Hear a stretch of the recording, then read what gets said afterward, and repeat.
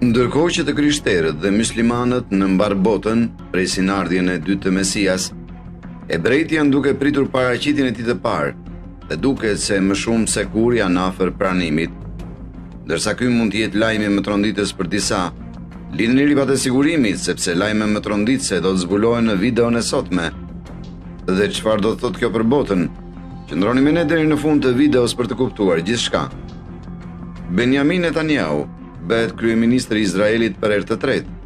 Kështu që nëse po pyesni se çfarë do thotë kjo dhe pse i kushtohet kaq shumë rëndësi kësaj ngjarje në dukje të rastishme, përgatituni të mahniteni.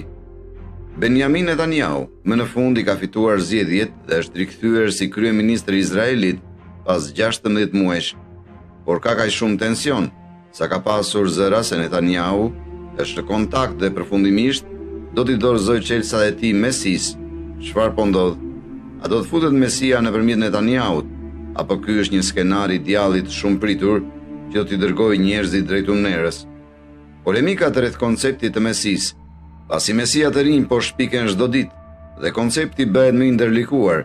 Së pari le të shohim konceptin hebrej për Mesian.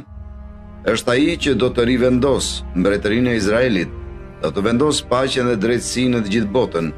Disa hebrejnë besojnë se Mesia ka ardhur tashmë. Mira njerëz vërshojnë rreth tij kur ai shkon diku. Kjo përfshin edhe rabinët e shquar në Izrael.